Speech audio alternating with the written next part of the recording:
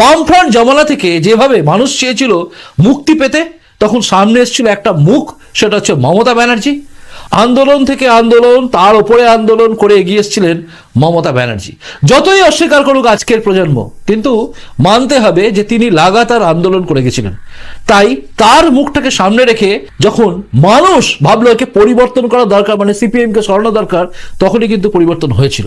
আর বাংলার মানুষ আর অন্যান্য রাজ্যের মানুষের মধ্যে একটা তফাৎ আছে, তারা ততক্ষণ পর্যন্ত এগোয় না যতক্ষণ না পর্যন্ত বোঝে যে যাকে আমি ভোট দিচ্ছি বা যে হবে মুখ্যমন্ত্রী সে অ্যাকচুয়ালি কে এবং কি করবে সে, এই জায়গাটা আসে। অর্থাৎ মুখ দেখে বাংলার মানুষ।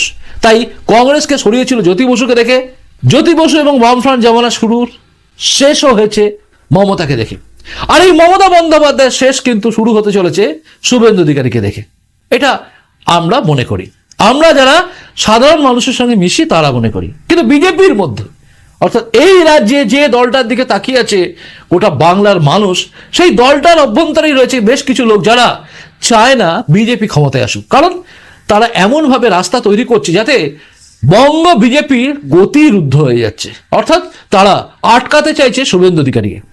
আসলে এই প্রসঙ্গটা কেন এসছে নিশ্চয়ই আপনারা জানেন। গতকাল থেকে আমাদের মতো যারা এই রাজ্যটার ভালো চায় সেরকম বহু ইউটিউবার, শুদ্ধশীল থেকে শুরু করে শফিকুল, মানব, সবাই সবাই সবাই সবাই বিভিন্নভাবে, এমনকি আমাদের দিবাকর দেবনাথ, সবাই নিজের নিজের জায়গা থেকে বলেছেন, কিভাবে বোঝানোর চেষ্টা করেছেন যে কি ক্ষতি হচ্ছে বাংলার বিজেপির জগাই মাধায়ের জন্য।